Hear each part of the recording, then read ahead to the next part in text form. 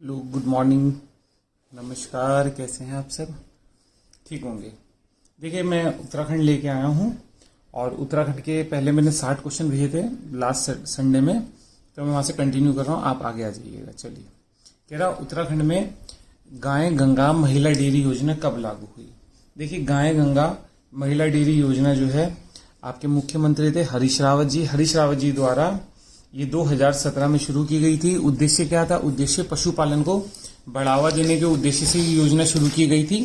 ठीक है, उसी की बात कर रहा हूं मैं। इसके द्वारा जो आंचल था उसके कुछ जो चारा का उसके जो फूड होता है जानवरों का, उसके पैकेट्स को कम रेट किया गया था। तो उसका उद्देश्य क्या था? इससे चारा सस्ता होगा तो पशुपालन को क्या मिलेगा? बढ़ावा मिलेगा। उसी को आधारित थी। चलिए 2017 की। नेक्स्ट कह रहा उत्तराखंड लोक सेवा आयोग के पहले अध्यक्ष कौन है? देखिए, पहले अध्यक्ष तो होंगे आपके एनपी नवानी जी, तो आप एनपी नवानी जी लगा लेंगे इसमें।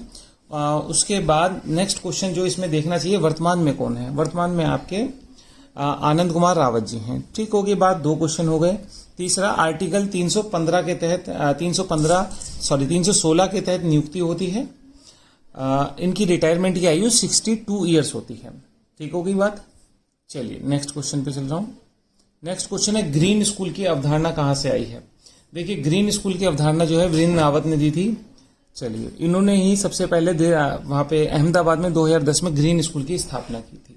तो हमारे यहाँ देहरादून ऋषि शादी में ग्रीन स्कूलों की स्थापना का प्रयास किया जा रहा है। नेक्स्ट कह रहा तिलाड़ी नरसंहार। तिलाड़ी नरसंहार 30 मई 1930 पेपर में कई बार आ चुका है। देखिए, टिहरी के नरेश थे उस समय। आप कहें तो मैं लिखूं भी, लेकिन मैं सोच रहा हूँ लिखूंगा तो इतने बहुत टाइम लगेगा, आपको ज्यादा क्वेश्चन डिस्कस नहीं कर पाऊंगा। तो 30 मई 1930 की घटना है ये। उस समय टिहरी के नरेश थे नरेंद्र शाह। नरेंद्र शाह का काल है 1913 से 1946। तो उनके समय में ये घटना घटी थी टिहरी में। वहां उनके दीवान थे टिहरी के राजा के, जिनका नाम था चक्रधर जुएल। चक्रधर जुएल ने गोली चलाने का आदेश दिया था, जिसमें ये कांड हुआ था। ठीक है, तिलाड़ी नरसंहार कहते हैं। चलिए नेक्स्ट क्वेश्चन कह रहा उत्तराखंड में नास्तिक संप्रदाय कभी नहीं रहे हैं। किस पंथ ने कभी भी नहीं आया नास्तिक संप्रदाय उत्तराखंड में नहीं रहे हैं? चलिए, ज्यादा इंपॉर्टेंट क्वेश्चन नहीं है। नेक्स्ट कह रहा कौन सा युग्म सही है? चलिए चेक करते हैं। श्रीनगर के संस्थापक अजयपाल हैं। हाँ जी, 1517 में श्रीनगर की स्थापना अजयपाल ने की थी। बिल्कुल ठीक बात है। अजयपाल पवार वंश के शासक थे। टिहरी के संस्थापक सुदर्शन शाह। बिल्कुल ठीक बात है। 27-28 दिसंबर 1815 को टिहरी के संस्थापक सुदर्शन शाह उन्होंने की थी। अल्मोड़ा के संस्थापक कनकपाल नहीं। अल्मोड़ा के संस्थापक कनकपाल नहीं, बल्कि बालो कल्याण चंद है। बालो कल्याण चंद का काल बैठता है, चंद्रवंश के राजा है, 1560 से 1568। तो उन्होंने अल्मोड़ा की स्थापना की थी। चांदपुर गढ़ी थी, गढ़ी के भानु प्रताप थे। बिल्कुल ठीक बात है। चलिए नेक्स्ट क्वेश्चन पे आते हैं। कह रहा निम्नलिखित में से कहा मुगल राजकुमार सुलेमान सिको ने शरण ली थी? चलिए, गढ़वाल में ली थी। आपको पता होगा, उत्तराखंड के उस समय पृथ्वीपति शाह थे। मैंने लास्ट हिस्ट्री की वीडियो में पढ़ाया, आपको याद होगा कि दिल्ली में उत्तराधिकार का युद्ध चल रहा है। उत्तराधिकार के युद्ध में दारा सिको पराजित हो जाएगा। दारा सिको का लड़का सुलेमान सिको गढ़वाल में शरण लेगा। गढ़वाल में पृथ्वीपति शाह यहाँ का शासक होगा। देहरादून में आएगा। ठीक है, नेक्स्ट क्वेश्चन। पौनी टूटी गया है। देखिए, टिहरी रियासत में एक कर लगाया गया था। जो माल बाहर से आता जाता था उस पर जो कर लगता था उसे पौनी टूटी कहा गया है। चलिए नेक्स्ट ले चलता हूं। कह रहा गढ़वाल का राजा जो गोरखों द्वारा पराजित होकर युद्ध में मारा गया था। चलिए बात कर लेते हैं प्रद्युमन शाह की। प्रद्युमन शाह यानी 14 मई 1804 की ये बात है। 1804 खुड़बुड़ा कहा? देहरादून में गोरखों के वर्सेस किसका युद्ध हुआ? गढ़वाल। गोरखों का आक्रमण हुआ, जिसमें गढ़वाल में और कुमाऊं में गोरखा राज्य स्थापित हो गया था। कुमाऊं में तो 1790 में ही हो गया था। गढ़वाल में 1804 में गोरखा राज्य की स्थापना हो जाएगी, जो 1815 तक चलेगा। ठीक होगी बात। तो चलिए, प्रद्युमन शाह जी शहीद हो गए थे देहरादून के खुड़बुड़ा में। नेक्स्ट क्वेश्चन पे चल रहा हूं। कह रहा कौन से स्वतंत्रता सेनानी ने? गोरा देवी चिपको वुमेन है। चलिए, देखिए ये पर्यावरणविद है। स्वतंत्रता सेनानी नहीं कह सकते, लेकिन आज भी देश के हित के लिए, पर्यावरण हित के लिए संघर्ष किया इन्होंने। गोरा देवी चिपको पर्यावरणविद है। तो ये लग जाएगा। महावीर त्यागी क्या है? महावीर त्यागी को देहरादून का सुल्तान कहते हैं। ये स्वतंत्रता सेनानी है। जीवी पंत भी स्वतंत्रता संग्राम के आंदोलन में रहे हैं। गोविंद बल्लभ पंत, तो इन्हें भी काउंट किया जाएगा। और उसके बाद है एच.एन. बहुगुणा यानी हेमवती नंदन बहुगुणा। ठीक होगी। अब मैं आपको 2-3 क्वेश्चन पे डिस्कस कर लेता हूं आपके जीवी पंत जी के बारे में। देखिए, जीवी पंत जी 1946 से 1954 तक उत्तर प्रदेश के सीएम रहे हैं। ठीक है, इनकी अगर पहले की बात करूं तो 1914 में इन्होंने काशीपुर में प्रेम सभा बनाई थी गोविंद वल्लभ पंत जी ने, और 1916 में कुमाऊं परिषद नैनीताल में संस्थापक में इनकी प्रमुख भूमिका थी। चलिए, भारत छोड़ो आंदोलन के दौरान अहमदनगर जिले में जेल में किले में नजरबंद रहे हैं, ये बिल्कुल ठीक बात है। 1955 से 61 तक ये गृह मंत्री रहे हैं, बिल्कुल ठीक बात है, गृह मंत्री। उसके बाद इन्हें हिमालय पुत्र कहते हैं, बिल्कुल ठीक बात है, ठीक बात। 26 जनवरी 1957 को इन्हें भारत रत्न मिला है, बिल्कुल ठीक बात है। उसके अलावा इनका जन्म देख लेते हैं, ग्राम खूंट ग्राम अल्मोड़ा में इनका जन्म हुआ था, ये भी क्वेश्चन है। फिर हम बात कर लेते हैं हेमवती नंदन बहुगुणा जी की। हेमवती नंदन बहुगुणा जी को धरती पुत्र या हिमपुत्र कहते हैं, ये बुधानी गांव पौड़ी के हैं। ठीक होगी बात। चलिए नेक्स्ट क्वेश्चन पे चलता हूं। कह रहा कौन सा सुमेलित नहीं है? लैंसडाउन में गढ़वाल राइफल का हेडक्वार्टर है। हाँ जी है, देखिए। फिर उसके बाद नेक्स्ट क्वेश्चन है, रानीखेत में गोरखा रेजिमेंट का हेडक्वार्टर है। नहीं जी, ये गलत है। उसके बाद देहरादून में आईएम में है, इंडियन मिलिट्री अकादमी। हाँ जी, बिल्कुल ठीक बात है। चंबा में गब्बर सिंह स्मृति स्मारक है। हाँ जी, बिल्कुल ठीक बात है, ये भी ठीक लगेगा। अब मैं चर्चा करता हूं क्वेश्चनों पे। पहले लैंसडाउन में आ रहा हूं। लैंसडाउन में गढ़वाल राइफल की बात कर लेते हैं। देखिए, गढ़वाल राइफल का गठन जो है ना, पहले 1887 में मई की बात है, और कहां हुआ था? अल्मोड़ा में हुआ था। फिर नवंबर 1887 में लैंसडाउन में शिफ्ट किया गया था।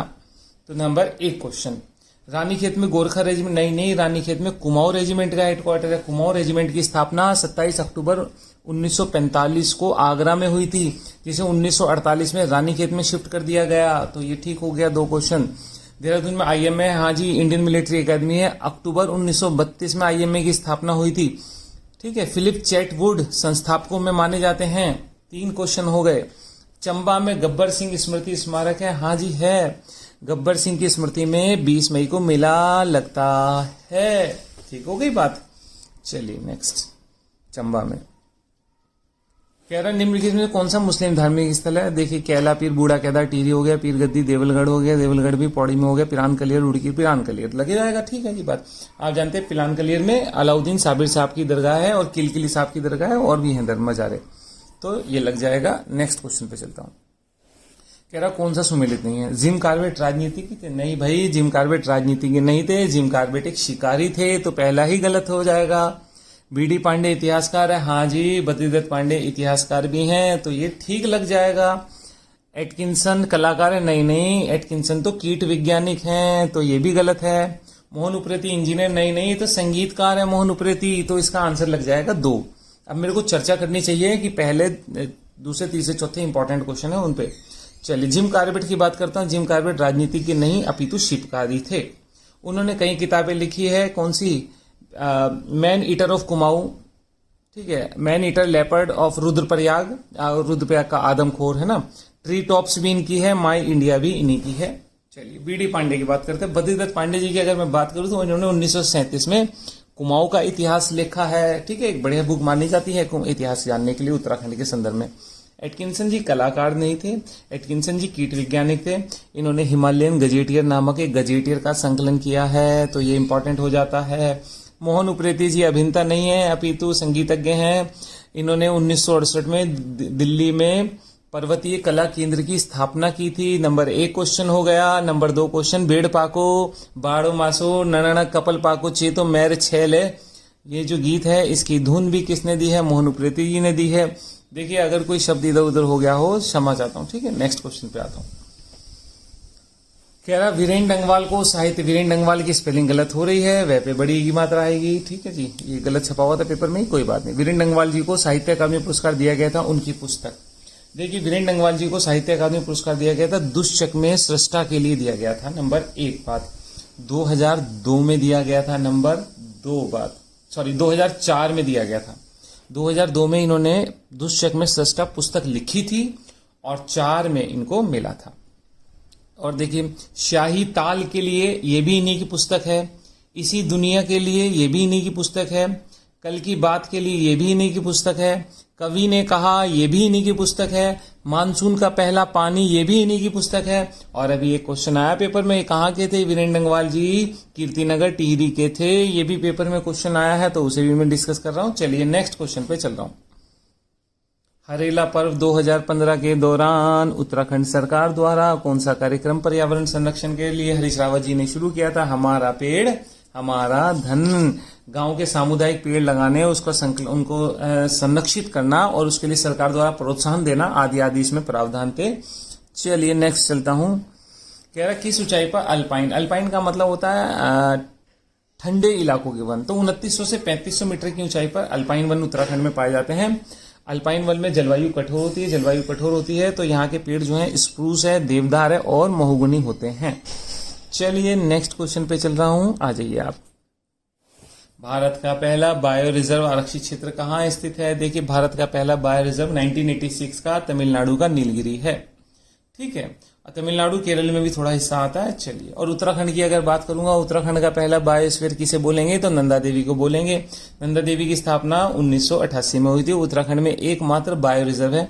देखिए बायो रिजर्व वो होते हैं जिनका संचालन अंतर्राष्ट्रीय कानून से किया जाता है। ये कोई राष्ट्रीय उद्यान अथवा वन्यजीव अभयारण्य नहीं है। चलिए, ये अब क्वेश्चन बार बार पूछा जाता है, नंदा देवी बायोस्फीयर जो है हमारे यहाँ पे कहाँ, ये स्फीयर कहाँ तक फैला हुआ है? तो ये आपका पिथौरागढ़, चमोली और बागेश्वर 3 जिलों में फैला हुआ है, तो पीसीबी बोल देते हैं। चलिए नेक्स्ट क्वेश्चन पे आते हैं, आ जाइए आप। कह रहा कौन सी उपजाति स्थान के नाम पर आधारित नहीं है? जोशी जी स्थान के नाम पर आधारित नहीं है, बिल्कुल ठीक बात है। जोशियाना से आया इनका नाम, शायद मैं गलत हूं तो क्षमा चाहूंगा। नेक्स्ट क्वेश्चन पे आ रहा हूं। कह रहा कौन सी राजपूत जाति सूर्यवंशी मानी जाती है? उपजाति। अच्छा, पवारों को सूर्यवंशी माना जाता है, बिल्कुल ठीक बात है। चलिए बाकी चंद्रवंशी हैं। नेक्स्ट क्वेश्चन पे चल रहा हूं। कह रहा उत्तराखंड के एक स्थानीय देवता के लिए, बिल्कुल ठीक बात है, मंदिर में लोग न्याय के लिए गुहार लगाते हैं, वह देवता कौन से हैं? चलिए वो देवता है गोलू देवता। ठीक है, घुरुड़िया देवता भी बोलते हैं, गोलू देवता भी बोलते हैं। अब मैं यहाँ पे चर्चा कर लेता हूँ गोलू देवता के मंदिर कहाँ पे, हमारा काम खत्म हो जाएगा। देखिए जो फेमस गोलू देवता का मंदिर है चित्तई के अल्मोड़ा में है गोलू देवता का मंदिर, वो नंबर 1 क्वेश्चन। नंबर 2 चंपावत में भी गोलू देवता का मंदिर है, नंबर 2 क्वेश्चन। घोड़ाखाल नैनीताल में गोलू देवता का मंदिर है, नंबर 3 क्वेश्चन। ताड़ी खेत में भी गोलू देवता का मंदिर है, नंबर 4 क्वेश्चन। और गढ़वाल के पौड़ी में कंडोलिया देवता के रूप में भी गोलू देवता की पूजा होती है, नंबर 5 क्वेश्चन। चलिए नेक्स्ट क्वेश्चन पे चल रहा हूं, आ जाइए आप मेरे साथ। कह रहा गढ़वाल में चलंदा या घूमने वाले देवता के नाम से किस स्थानीय देवता को जाना जाता है? तो देखिए गढ़वाल में चलंदा देवता महासू देवता को जाना जाता है, बिल्कुल ठीक बात है। महासू देवता के 4 भाई माने जाते हैं, 4 भाइयों को, इन 4 भाइयों को ही सामूहिक रूप से महासू कहते हैं। अब मैं बताऊं 4 भाई कौन से हैं, चलिए बताता हूं। बोठा महासू है, पावसिक महासू है, बासिक महासू है और चालदा महासू है। ठीक हो गई बात, आप देख सकते हैं चालदा महासू हो जाएंगे। तो इस प्रकार से इन्हें चारों को मिलाकर के चालंदा या घूमने वाले देवता कहते हैं। मूल स्थान इनका हनोल है। हनोल में कहा? हनोल में, जोनसार हनोल में इनका मूल स्थान है। चलिए नेक्स्ट क्वेश्चन पे आते हैं। क्या कह रहा, गढ़ राजवंश का इतिहास किसने लिखा? वो मोलाराम जी ने लिखा है गढ़ राजवंश का इतिहास। आप जानते हैं मोलाराम जी का पहले आपको काल भी देखना चाहिए। 1743 से 1833 तक इनका काल बैठता है, लगभग 90 साल बैठता है। इनके अब क्वेश्चन मैं बता दूं तो गढ़वाल चित्रकला शैली में इनका प्रमुख स्थान है। इनके पुस्तकों की बात करूं, गढ़ गीता संग्राम, मनमत सागर और गढ़ राजवंश काव्य इन्हीं की प्रमुख पुस्तकें हैं। ठीक बात है। देखिए गढ़वाल चित्रकला शैली की जो नींव रखी गई थी वो हीरालाल जी ने रखी थी। हीरालाल जी के लड़के मंगत राम जी के लड़के मोलाराम हैं। आगे भी बहुत से क्वेश्चन हैं इनके, बड़ा योगदान है, तो मैं बाद में डिस्कस करूंगा जैसे मैं आपको उत्तराखंड का इतिहास पढ़ाऊंगा। चलिए नेक्स्ट चल रहा हूं, आ जाइए मेरे साथ। चलिए, निम्नलिखित में से कौन सा लोक नृत्य नहीं है? अच्छा चलिए मैं अब एक एक करके, देखिए तांदी की बात करता हूं। देखिए इनमें खुदेड़ लग जाएगा, आंसर तो हो जाएगा खुदेड़। अब बात करता हूं सबसे पहले तांदी की। तांदी उत्तरकाशी और जौनपुर टिहरी के क्षेत्र में गाया जाता है, नंबर 1 बात। नंबर 2 बात, यह खुशी के अवसर पर माघ के महीने में किया जाता है। और खुशी के अवसर, मान लो खुशी तो कभी भी आ सकती है, तब भी कर लेंगे, और माघ का महीना जब होगा तब भी करेंगे। माघ का महीना आप जानते होंगे कौन सा होता है, मैं आपको बताता हूँ। चैत्र, बैसाख, ज्येष्ठ, आषाढ़, सावन, भाद्र, अश्विन, कार्तिक, माघशीष, पौष, माघ, फाल्गुन, यानी कि मार्च से पहले वाला फरवरी के आसपास का महीना आप जनवरी से फरवरी, 20 जनवरी से 20 फरवरी के आसपास का महीना माघ का महीना बैठेगा। चलिए, तो तांती नृत्य हो गया। अब चलते हैं थड़िया। थड़िया में जब लड़की पहली बार मायके आती है चक्कर मारने, तो थड़िया ठक ठक करेगी ना घर आके। मम्मी ससुराल में विदाई हुई, विदाई के बाद देखिए, विदाई होते हुए हमारे यहाँ पे पहाड़ पे संस्कृति झुमेलो होता है, ठीक है। उसमें क्या होता है, एक करुण रस भी होता है और श्रृंगार रस भी होता है। क्यों? क्योंकि करुण रस इसलिए होता है, बेटी घर से विदा हो रही होती है, परिवार के रिश्ते बदल रहे होते हैं। और प्रेम रस इसलिए होता है कि नए परिवार मिल रहा होता है, श्रृंगार रस होता है। तो देख लीजिए, तो जब वापस अपने घर पे चक्कर मारने आती है, थड़िया होता है। लड़कियां, सहेलियां, मोहल्ले की लड़कियां, कन्याएं इकट्ठी होती हैं और नृत्य करती हैं। थड़िया नृत्य चौक में किया जाता है। उसके बाद चौफला। चौफला एक श्रृंगार प्रधान नृत्य है। पार्वती जी ने शिव को प्रसन्न करने के लिए जो नृत्य किया था उसे चौफला कहते हैं। तो ये तो तीनों नृत्य हो गए। अब बात करते हैं खुदेड़। देखिए, खुदेड़ का मतलब ये होता है याद। शादी हो जाने के बाद जब लड़की ससुराल में काम कर रही होती है, तब उसे मायके की जब याद आती है, तो उसे याद आता है मायका, तब वो गीत गाती है। वो गीत होता है खुदेड़। अब दुखी हो रही है, मन की आदत, डांस थोड़ी करेगी, ठीक है। तो खुशी में ही डांस होता है, तो ये खुदेड़ एक गीत है। चलिए नेक्स्ट क्वेश्चन पे आता हूं, आ जाइए मेरे साथ आप। कह रहा आमतौर पर हरिद्वार में 2021 में कुंभ लगने वाला है। अब ये पूछ रहे कब से कब तक लगेगा। देखिए, मकर संक्रांति से बैसाखी तक, जनवरी से अप्रैल तक ये कुंभ का हमारे यहाँ पे आयोजन होता है। चलिए, सूर्य कौन सी राशि में होता है, गुरु कौन सी राशि में होते हैं, आपको देखना चाहिए, ठीक है। मेष राशि में, कुंभ राशि में कौन क्या होता है, तभी कुंभ लगता है, नहीं लगता। चलिए, 2021 में हमारे यहाँ लगने वाला कुंभ। चलिए आगे चल रहा हूँ। नेक्स्ट, ईश्वर सब ठीक कर दे तब तक, तभी आयोजन हो पाएगा। चलिए नेक्स्ट चल रहा हूँ। कह रहा हिल जात्रा लोक नाट्य का केंद्रीय पात्र कौन होता है। देखिए, हिल यात्रा के बारे में पहले मैं आपको बता दूं। नेपाल से आया है और पिथौरागढ़ में होता है। नेपाल की सीमा लगती है पिथौरागढ़ से, ठीक है। हिल यात्रा में क्या होता है, धान बोते हैं वहां पे। धान की बुआई करते समय खेतों में इकट्ठे होकर के क्या करते हैं, लोग नृत्य करते हैं। लोग इकट्ठे होकर के, उसे ही कहते हैं हिल यात्रा। ठीक हो गई बात। तो हिल यात्रा होता है खेतों में धान बोते समय। तो इसमें अलग अलग पात्र बनते हैं, कोई झाड़ू वाला बनता है, कोई कुछ बनता है। तो लखिया भूत इनका शिव के गण माने जाते हैं। तो लास्ट में आता है, वो ड्रामना माना जाता है। तो लखिया भूत होगा केंद्रीय पात्र, लास्ट में आता है, ठीक है। चलिए नेक्स्ट चल रहा हूं। कह रहा है स्कीइंग के लिए, अरे ओली चमोली का स्कीइंग के लिए प्रसिद्ध क्षेत्र है, विश्व प्रसिद्ध है हमारे यहाँ पे। चलिए नेक्स्ट। कह रहा तुर्री और रणसिंगा। तुर्री और रणसिंगा युद्ध के समय बजाए जाने वाले हैं। अब युद्ध के समय जो फूंक मार के बजाते हैं ना, वो ऐसी होती है कर्व की शेप में, वही तुर्री होता है। तुर्री रणसिंगा वही होते हैं, तो वो बजाए जाते हैं। तो युद्ध के समय के वाद्य यंत्र सुशीर। सुशीर का मतलब होता है श्वास से बजाए जाने वाले वाद्य यंत्र। नेक्स्ट क्वेश्चन पे आ रहा हूँ। लोक कल्पना, अल्पना के लिए हमारे यहाँ अल्पना को क्या कहते हैं। हमारे यहाँ पे अल्पना के लिए एप्पण शब्द आता है, ठीक है। अल्पना पश्चिम बंगाल में कहते हैं, रंगोली महाराष्ट्र में कहते हैं, ठीक है। तो हमारे यहाँ पे एप्पण होता है। पेपर में आई कहाँ पे, देखिए दीवारों पे भी होती है, फर्श पे भी होती है। तो ठीक है, दोनों चीजें होती हैं। पेपर में आया था, कहाँ पे करते हैं। नेक्स्ट क्वेश्चन पे, गढ़वाल समाचार पत्र का प्रकाशन। चलिए आ जाते हैं। गढ़वाल समाचार फेमस समाचार पत्र है। स्वतंत्रता आंदोलन जब पढ़ेंगे तो इनका जिक्र आएगा बार बार। 1902 में चला गढ़वाल समाचार पत्र। कहां से चला, नंबर 2 क्वेश्चन दुगड्डा। दुगड्डा कोटद्वार के पास दुगड्डा है। नंबर 3 क्वेश्चन गिरिजादत्त नैथानी और विशंबरदत्त चंदोला ने चलाया। ये नंबर 3 क्वेश्चन हो जाएंगे। चलिए तो हो गया क्वेश्चन। चलिए आगे चल रहा हूँ। नेक्स्ट, रंगवाली पिछोड़ी के लिए प्रसिद्ध है। रंगवाली पिछोड़ी का मतलब क्या है। रंगवाली पिछोड़ी का मतलब ओढ़नी, दुपट्टा, पिछोड़ा, पिछोड़ी, यानी कि चुन्नी के पारंपरिक डिजाइन, चुन्नी टाइप होती है। अल्मोड़ा क्षेत्र में प्रसिद्ध है। तो वहां पे बहुओं को उड़ाया जाता है, बहुएं पहनती हैं उसे। तो अल्मोड़ा की रंगवाली पिछोड़ी के लिए आपका अल्मोड़ा प्रसिद्ध है। कल्चर है हमारा भाई। नेक्स्ट, देवभूमि द्रोणाचार्य पुरस्कार। ठीक बात है, देवभूमि द्रोणाचार्य पुरस्कार कोच को दिया जाता है। 3 लाख रुपए दिए जाते हैं इसमें, ठीक है। तो आप चेक करिएगा किसको मिला हुआ। लेटेस्ट देवभूमि राज्य खेल रत्न पुरस्कार और द्रोणाचार्य पुरस्कार और लाइफ टाइम अचीवमेंट अवार्ड। 3 पुरस्कार आपको याद करने चाहिए। मैं लिख देता हूं अगर आपके पास टाइम ना हो, ठीक है ना। मैं तो लिख ही दूंगा, उसमें क्या है। चलिए मैं भी लिख देता हूं। 3 देखने चाहिए। एक तो हो गया देवभूमि द्रोणाचार्य पुरस्कार, ठीक है। और दूसरा हो जाएगा आपका खेल रत्न देवभूमि, ये आपको लेटेस्ट देखना चाहिए। और तीसरा होता है लाइफ टाइम। अगर आप ये तीनों नोट करें, अपडेट रहें कब से शुरू हुए, क्या हुआ, तो ठीक रहेगा आपके लिए, आपके परीक्षा की दृष्टि से। चलिए नेक्स्ट क्वेश्चन पे आ रहा हूं मैं। आप आ जाइए मेरे साथ नेक्स्ट क्वेश्चन पे, ठीक है। नेक्स्ट क्वेश्चन पे आ जाता हूं। चलिए नेक्स्ट क्वेश्चन क्या कहता है, कह रहा है हिमालय पर्वत श्रृंखला, जो आज हिमालय है आप जानते हैं भारत का उत्तरी क्षेत्र हिमालय से घिरा हुआ है। तो कह रहा वहां पर क्या था, कह रहा वहां पर 33 भूसंतति थी। भूसंतति का मतलब 33 सागर था एक, ठीक बात है। उसके ऊपर अंगारा लैंड और नीचे वाला लैंड गोंडवाना लैंड कहलाता था। उसमें ही जो उसका जो स्थान परिवर्तित हुआ है उससे जो पर्वत बना हिमालय मोड़दार पर्वत। ज्योग्राफी में सारी डिस्कस करूंगा, ठीक है, मैं भी ज्यादा मूड में नहीं। चलिए ज्योग्राफी डिस्कस करने के नेक्स्ट क्वेश्चन पे आ रहा हूं मैं, आप आ जाइए। कह रहा गंडक नदी किस नदी तंत्र है। देखिए रामगंगा, घाघरा, गंडक। घाघरा छपरा बिहार में है, छपरा के बाद आगे गंडक, गंडक भी बिहार में जाकर के गंगा मिलती है। Number 1 question.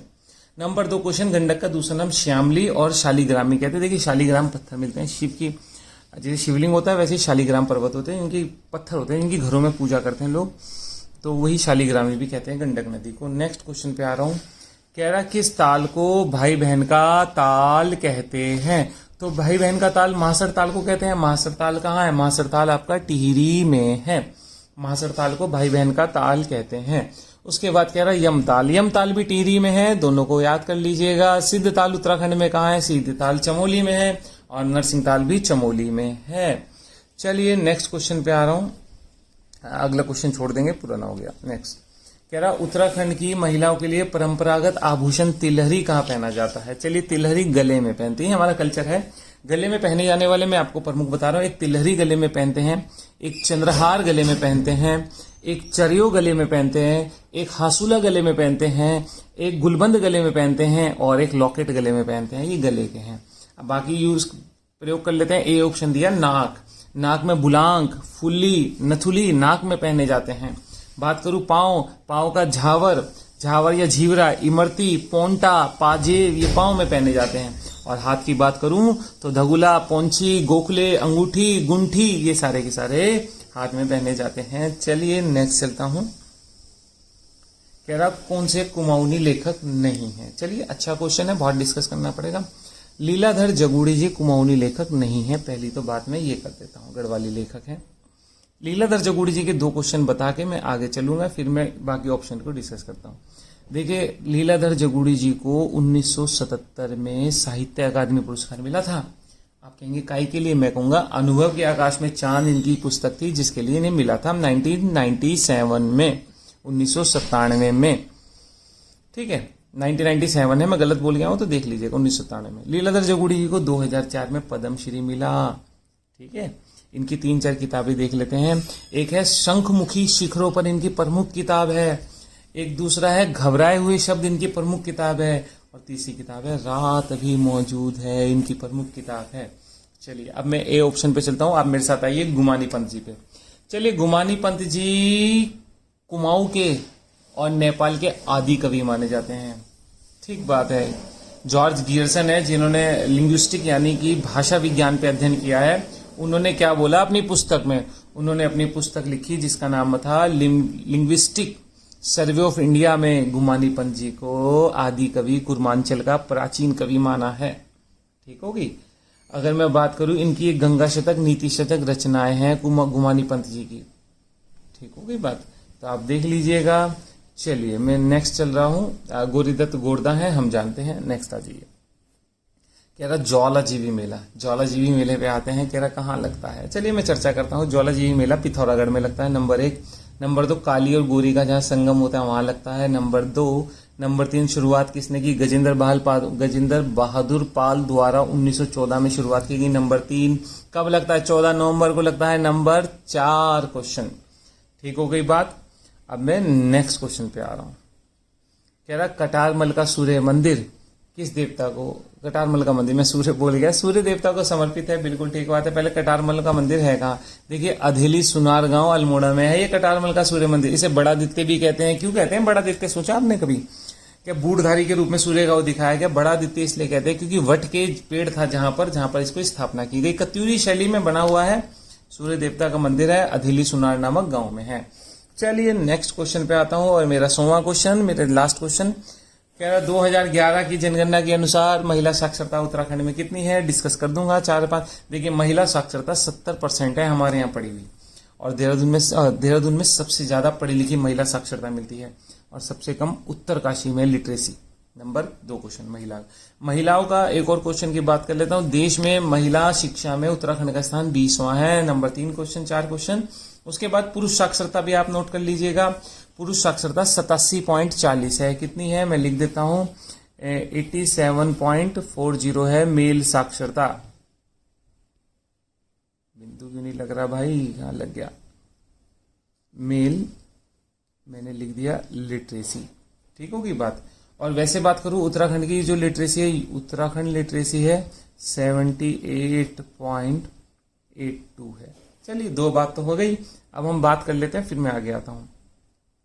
अब मेल लिटरेसी में उत्तराखंड का स्थान देश में 13वां है। वुमेन में था 17वां, आपको याद होगा मैंने भी कहा। तो एवरेज कितना, वुमेन में है 20वां, सॉरी वुमेन में है 20वां। तो एवरेज कितना है देश का औसत है 17वां स्थान। ठीक है, मैं दोबारा आता हूं। वुमेन लिटरेसी पूछी 70% है। वुमेन लिटरेसी में हमारा जो देश में स्थान है क्रम 20वां है। मेन लिटरेसी में 13वां है और पूरे देश में उत्तराखंड लिटरेसी में 17वां स्थान है। ठीक होगी बात। 78.82 के साथ मेल लिटरेसी है, 70% वुमेन लिटरेसी है और मेल लिटरेसी 87.40 है। अब सबसे अधिक पढ़े लिखे पुरुष कहाँ मिलते हैं? देहरादून में सबसे ज्यादा पढ़े लिखे पुरुष हैं और सबसे कम पुरुष, सॉरी मैं गलत बोल गया, रुद्रप्रयाग में सबसे अधिक पढ़े लिखे पुरुष हैं और सबसे कम पढ़े लिखे पुरुष आपके हरिद्वार जिले में हैं। ठीक है, और पूरे उत्तराखंड में देहरादून का नंबर 1 स्थान है और सबसे कम पढ़े लिखे लोग उधम सिंह नगर में हैं। चलिए, ये संभावित क्वेश्चन को मैंने डिस्कस किया। इसके बाद मैं नेक्स्ट और वीडियो लाऊंगा 100 क्वेश्चन की। तब तक आप स्टे कनेक्टेड, आप पढ़ते रहिए। ठीक है, ध्यान रखिएगा अपने स्वास्थ्य का बिल्कुल, और फिट रहिए, ना धो के पढ़िए, मस्त पढ़िए, कोई टेंशन लेने की जरूरत नहीं है, ऊपर वाला सब देख रहा है। ठीक है, चलिए, थैंक यू।